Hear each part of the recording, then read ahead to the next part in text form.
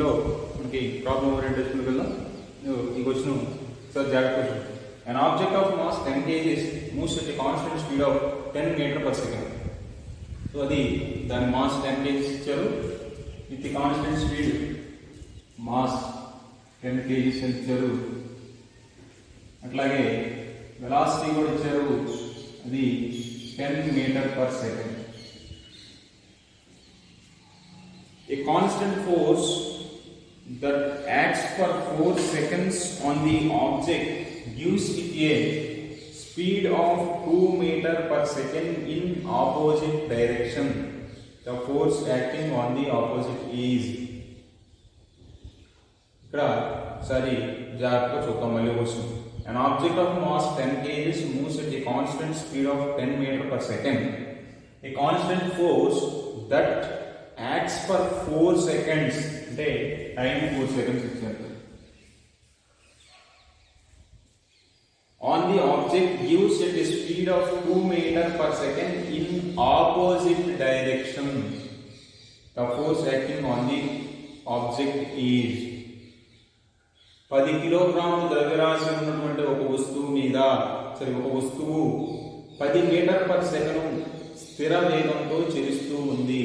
అలా చలిస్తూ ఉన్నటువంటి ఒక వస్తువు మీద ఒక బలాన్ని 4 సెకండ్ల పాటు ప్రయోగించడం ద్వారా, అది ఏ దిశలో ప్రయోగించారు అంటే వ్యతిరేక దిశలో ప్రయోగించారు. అప్పుడు దాని వేగాన్ని 2 మీటర్ పర్ సెకండ్ వేగానికి ఇచ్చారు. అప్పుడు దాని మీద పనిచేసేటువంటి బలం ఎంత అనేది మనం కనుక్కోవాలి. బలం అనేది ఏది బలాన్ని ఇస్తుంది, ఫోర్స్ అనేది దేన్ని ఇస్తుంది అంటే మనం ఆల్రెడీ చెప్పాం, న్యూటన్ సెకండ్ లా నుంచి మనం ఫోర్స్ని క్యాలిక్యులేట్ చేసుకోవచ్చు చెప్తున్నాం. ఇక్కడ న్యూటన్ సెకండ్ లా అప్లై చేద్దాం. న్యూటన్ సెకండ్ లా ఏంటి అంటే F is equal to dP by dt అని చెబుతాం. మనకు తెలిసింది అంటే చేంజ్ ఇన్ మొమెంటం. లేదు సింపుల్ గా రాసుకోవాలి అన్నా సరే F is equal to ma. m అంటే ద్రవ్యరాశి, a అంటే త్వరణము అంటే వేగంలో మార్పు రేటు, మాస్, a అంటే acceleration change, rate of change of velocity అంటే. సో ఈ రెండు అయినా తీసుకోవచ్చు. ఈ రెండు తీసుకుంటే ఏమవుతుంది అట్లా ఇక్కడ ఇప్పుడు మనకి వెలాసిటీ అనేది ఒకటి 10 మీటర్స్ ఇచ్చారు, అట్లాగే రెండోసారి 2 మీటర్స్ అని ఇచ్చారు. కానీ ఆ 2 మీటర్స్ అనేది ఏ డైరెక్షన్లో ఇచ్చారు అంటే ఆపోజిట్ డైరెక్షన్లో ఇచ్చారు. సో ఆపోజిట్ డైరెక్షన్లో -2 మీటర్స్ కాబట్టి అక్కడ -2 మీటర్స్ అవుతుంది. సో చేంజ్ ఇన్ వెలాసిటీ అనేది ఏమవుతుంది, చేంజ్ ఇన్ వెలాసిటీ వేగంలో మార్పు అనేది ఏమవుతుంది అంటే ఇక్కడ ఆపోజిట్ డైరెక్షన్ లో ఉంది కాబట్టి మైనస్ తీసుకోవాలి, -2 -10 అవుతుంది. అంటే మనకి వేగం తీసేయాలి కాబట్టి చేంజ్ కాబట్టి మార్పు కాబట్టి -10 రాస్తున్నాం. ఇదేమో 2 కి మైనస్ ఎందుకు రాస్తున్నాము అంటే వ్యతిరేక దిశలో బలాన్ని ప్రయోగించాలో చెబుతున్నాం కాబట్టి మైనస్ రాసుకుంటున్నాం. సో ఇక్కడ -12 అవుతుంది మార్పు. అది ఎంతకాలం పాటు చేశారంటే 4 సెకండ్ కాబట్టి ఇప్పుడు ఫోర్స్ బలం ఈజ్ ఈక్వల్ టు m అంటే ద్రవ్యరాశి 10 ఇంటూ -12 బై 4 అవుతుంది. 4 3 4 12 క్యాన్సిల్ అయిపోతే -30 ఆన్సర్ అవుతుంది. కానీ ఇక్కడ చూడండి -30 ఆప్షన్ మనకి +30 ఉంది, -30 ఉంది. రెండింటికి మనం కన్ఫ్యూజ్ అవ్వకూడదు. న్యూటన్స్ యూనిట్స్ ఫోర్స్ కాబట్టి బలానికి ప్రమాణాలు న్యూటన్స్ కాబట్టి n రాసుకుంటాం. అది +30 -30 అని కన్ఫ్యూజ్ అవ్వకూడదు. ఇక్కడ -2 ఎందుకు తీసుకున్నాం అంటే మనకి ఇక్కడ వ్యతిరేక దిశలో వేగాన్ని అందించారు కాబట్టి ఆ వేగం వ్యతిరేక దిశలో ఉంది కాబట్టి -2 అని తీసుకోవాలి. డైరెక్షన్ రిప్రజెంట్ చేస్తుంది ఎక్కడో సరే మైనస్ అనేది. సో ఇక్కడ మైనస్ వాల్యూ తీసుకున్నాం. సో ఇక్కడ -2 వచ్చింది కాబట్టి మొత్తం -12 అనేది వేగంలో మార్పు అయింది. దాని నుంచి మనం క్యాలిక్యులేట్ చేస్తే న్యూటన్ రెండవ నియమం నుంచి బలానికి సమీకరణం ఏమొచ్చింది అంటే బలానికి ఆన్సర్ ఏమొచ్చింది, ఎంత బలాన్ని ప్రయోగిస్తున్నాం అంటే -30 న్యూటన్స్ అనేది మనం అప్లై చేస్తున్నాం. సో మనకు ఇచ్చినటువంటి ఆప్షన్లో సెకండ్ ఆప్షన్ అక్కడ రైట్ అవుతుంది. నెక్స్ట్ క్వశ్చన్ చూద్దాం. 3 forces 20√2n, 20√2n and 40n are acting along XYZ axis respectively on 5√2 kg mass at rest at origin. The magnitude of it's displacement after 5 seconds is. ఇక్కడ ఇది కొంచెం question confusion ఉంది, మళ్ళీ ఒకసారి చదివి జాగ్రత్తగా అర్థం చేసుకోండి. 3 forces 20√2n, 20√2n and 40n are acting along xyz axis respectively on 5√2 kg mass at rest at origin. అంటే ఇక్కడ పిరమిడ్లో చూస్తే మూల బిందువు వద్ద విరామ స్థితిలో ఉన్నటువంటి 5√2 kg ద్రవ్యరాశి గల ఒక వస్తువు మీద 3 దిశల్లోనూ బలం పనిచేస్తుంది. ఆ 3 దిశల్లో x అక్షము, y అక్షము, z అక్షం పరంగా పనిచేసేటువంటి బలాలు ఏంటి అంటే 20√2n, 20√2n, 40n అనేవి అక్కడ ప్రయోగించినటువంటి బలాలు అయితే the magnitude of it's displacement after 5 seconds is అని ఇచ్చారు. అంటే అక్కడ 5 సెకండ్ల తర్వాత దాని స్థానభ్రంశం ఎంత అనేది మనకు కావాలి. మనకి తెలిసినటువంటి ఈక్వేషన్లో ఎక్కడ కూడా బలానికి స్థానభ్రంశానికి సంబంధించి డైరెక్ట్ రిలేషన్స్ ఎక్కడ లేవు కాబట్టి మనం ముందు దానికి దీనికి కామన్గా ఉండేటువంటి ఒక ఫార్ములా ఏంటి అనేది చూసుకుని దాని ప్రకారం రాసుకోవాలి. సో ముందు ఫోర్స్ ఇచ్చారు, ఎఫ్ ఇచ్చారు, అట్లాగే ఎం ఇచ్చారు. మరి ఎఫ్ అనేది ఇక్కడ 3 వాల్యూస్ ఇచ్చారు కాబట్టి మనం ఎలా తీసుకోవాలి అంటే ఇక్కడ మనకు ఉన్నటువంటి భౌతిక రాశుల్లో సదిశ రాశులు, అదిశ రాశులు అని చూద్దాం. ఎఫ్ అనేది సదిశ రాశి కాబట్టి ఇక్కడ 3 విలువలు ఇచ్చారు. 20√2 ఒకటి, ఇంకోటి 20√2 అన్నారు, ఇంకొకటి 40 అన్నారు. దీన్ని ఐ క్యాప్, జే క్యాప్ అంటే ఎక్స్, వై, జెడ్ అక్షరాల పరంగా ఇచ్చారు కాబట్టి ఆ 3 అక్షరాల పరంగా యూనిట్ సైజులు, యూనిట్ వెక్టార్స్ ప్రకారం మనం రాసుకుంటాము. సో దీని నుంచి ఇక్కడ మ్యాగ్నిట్యూడ్ క్యాలిక్యులేట్ చేసుకోవాలి. మనకు ఆన్సర్లో కూడా కావాల్సిన మ్యాగ్నిట్యూడే కాబట్టి డైరెక్ట్గా మ్యాగ్నిట్యూడ్ రాసుకుంటాం. అంటే దీనికి స్క్వేర్ కావాలి, దీనికి స్క్వేర్ అంటే 20 స్క్వేర్ 400, √2కి స్క్వేర్ అంటే 2 అవుతుంది, 400 × 2 అంటే 800 అవుతుంది. ఇది కూడా 800 అవుతుంది. 20√2 అంటే 800 అవుతుంది. తర్వాత ఇక మీది ప్లస్ 4 × 4, 4 స్క్వేర్ అంటే 1600 అవుతుంది. That equal to square root of 3200. Square root of 3200 ని ఎట్లా రాసుకోవచ్చు? ఇక్కడ 100 ఉంది కాబట్టి 10 వస్తుంది. ఓకే, మరి 32 అంటే 16 వస్తుంది. సో చివర √2 వచ్చేటట్టు కాబట్టి దీన్ని 40√2గా రాసుకోవచ్చు. 40 అంటే స్క్వేర్ లోపలికి అయితే 1600, 1600 × 2 అంటే 3200 వస్తుంది. సో ఫోర్స్ వాల్యూ ఇది. ఎం వాల్యూ మనకి ఇచ్చారు ఆల్రెడీ ప్రాబ్లంలో. M is equal to 5√2 kgs.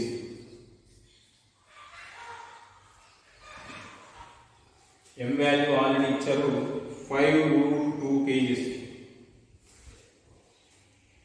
దీని నుంచి ఏ కనుక్కుందాం, న్యూటన్ సెకండ్ లా నుంచి F is equal to MA కాబట్టి ఏ ఈజ్ ఈక్వల్ టు F/m అవుతుంది. 40√2 బై 5√2, 2 క్యాన్సిల్ అయిపోతే 8 వస్తుంది. ఇక్కడ యాక్సలరేషన్ వాల్యూ 8 అవుతుంది, త్వరణము. సో దీని నుంచి మనకి డిస్ప్లేస్మెంట్ కావాలి, స్థానభ్రంశం అన్నారు కాబట్టి S is equal to ut plus ½ at². ut plus ½ at² అవుతుంది. దీని నుంచి u అంటే ఇనీషియల్ వెలాసిటీ, తొలి వేగము అని చెప్పాం. తొలి వేగము అని చెప్పాం కాబట్టి ఇక్కడ ఇచ్చింది ఎట్ రెస్ట్ అన్నారంటే తొలి వేగం 0 అయిపోతుంది కాబట్టి ఫస్ట్ టర్మ్ మొత్తం 0 అయిపోతుంది. ఇదంతా 1/2 ఇంటూ ఏ వాల్యూ ఎంత వచ్చింది? 8 వచ్చింది, 8 వచ్చింది ఇంటూ t. మనకి టైం ఎన్ని సెకండ్ల తర్వాత ఇచ్చారు? 5 సెకండ్ల తర్వాత ఇచ్చారు కాబట్టి 5 సెకండ్ల తర్వాత 5 స్క్వేర్ అంటే 5 స్క్వేర్ అవుతుంది. 2 4 టైమ్స్ క్యాన్సిల్ అవుతుంది. 4 ఇంటూ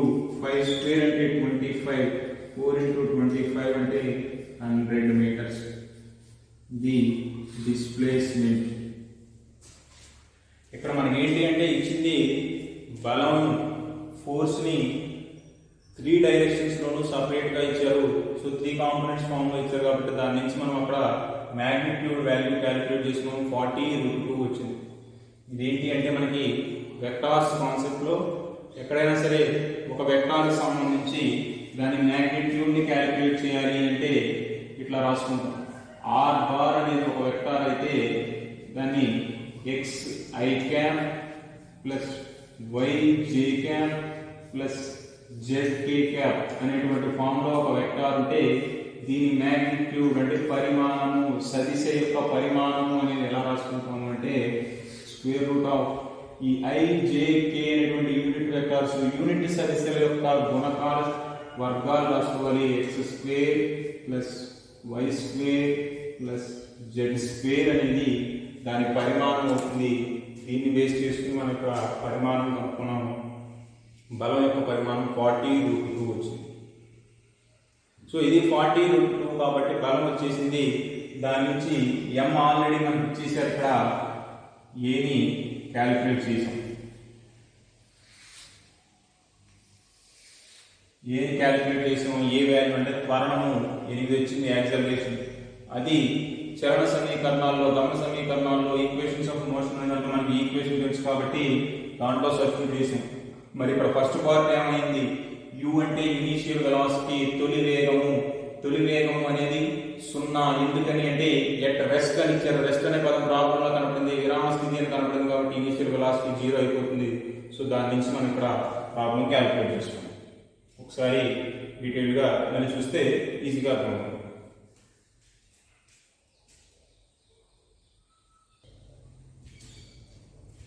నెక్స్ట్ క్వశ్చన్ చూద్దాం. A body of mass m hits normally a residual with velocity v and bounces back with the same velocity. So mass m అని ఇచ్చారు, velocity v అని ఇచ్చారు. Bounces back with the same velocity. The impulse experienced by the body is. Impulse experienced by the body అంటే impulse అంటే already మనం చెప్పాం, change in momentum అని. అంటే m ద్రవ్యరాశి కలిగినటువంటి ఒక వస్తువు v వేగంతో చేరుస్తూ ఒక గోడను ఢీకొని మళ్ళీ అదే వేగంతో వెనక్కి తిరిగి వస్తే అది పొందేటువంటి ప్రచోదనం ఎంత అనేది మనం లెక్కించాలి. ప్రచోదనం అంటే ద్రవ్య వేగంలో వచ్చేటువంటి మార్పు అని ఆల్రెడీ చదివాం. కాబట్టి ఇప్పుడు మనం కనుక్కోవాల్సింది ఏంటి అంటే చేంజ్ ఇన్ మొమెంటం, ద్రవ్య వేగంలో మార్పుని మనం లెక్కించాలి. ద్రవ్య వేగంలో మార్పుని మనం ఎలా లెక్కిస్తాము అనేది చూడండి. బాడీ అనేది ఒకవైపు వెళ్తుంది అంటున్నాం, అప్పుడు ద్రవ్యవేగం వెళ్ళేటప్పుడు mv అంటే గోడని ఢీకొనక ముందు మొమెంటం అనేది mv అవుతుంది. ఢీకొట్టిన తర్వాత మళ్ళీ తిరిగి వెనక్కి వస్తుంది, అదే వేగంతో వస్తుంది, అదే వేగంతో వస్తుంది. వెలాసిటీ మారలేదని చెబుతున్నారు, మాస్ చేంజ్ అవుతుందా, మాస్ అసలు ఎట్టి పరిస్థితుల్లో చేంజ్ అవుతుంది. కాబట్టి రిటర్న్ లో కూడా దాని మొమెంటం ద్రవ్య వేగం అనేది mvనే అవుతుంది. సో మనం క్యాలిక్యులేట్ చేయాల్సింది చేంజ్ ఇన్ మొమెంటం. కానీ ఇక్కడ మనం గుర్తుపెట్టుకోవాల్సింది ఏంటి అంటే mv, ఈ రెండింటిలో m అనేది స్కేలార్ క్వాంటిటీ అదిశ రాశి, v అనేది వెక్టార్ క్వాంటిటీ సదిశ రాశి. అంటే సదిశ రాశి కాబట్టి దాన్ని ఖచ్చితంగా డైరెక్షన్ ని రిప్రజెంట్ చేయాలి, అంటే దిశని మనం తెలియజేయాలి. సో ఇటువైపు వెళ్ళేటప్పుడేమో ఈ దిశలో ఉంటుంది, వచ్చేటప్పుడు ఈ దిశలో ఉంటుంది. కాబట్టి వెళ్ళేటప్పుడేమో mv అవుతుంది, వచ్చేటప్పుడేమో -mv అవుతుంది వేగం, ద్రవ్య వేగం అనేది. సో ఈ రెండింటిలో మార్పు కావాలి కాబట్టి మార్పు అనేది ఎప్పుడు కూడా మైనస్ రాసుకుంటాం. కాబట్టి ఏమవుతుంది అంటే mv మైనస్ ఆఫ్ మైనస్ అంటే ప్లస్ mv అవుతుంది, దట్ ఈక్వల్ టు 2mv అవుతుంది. ఇక్కడ ఏంటి అంటే మనకు కావాల్సిన కాన్సెప్ట్ ఇది గుర్తుపెట్టుకోవాలి. వేగము అనేది సదిశ రాశి కాబట్టి దిశను బట్టి మారుతుంది, వెక్టార్ క్వాంటిటీ కాబట్టి డైరెక్షన్ బట్టి చేంజ్ అవుతుంది. సో -mv వస్తుంది. సో చేంజ్ ఇన్ మొమెంటం అనేది మైనస్ ఆఫ్ మైనస్ కాబట్టి ఇక్కడ 2mv అవుతుంది. మనకి ఇచ్చినటువంటి ఆప్షన్లో సెకండ్ ఆప్షన్ కరెక్ట్.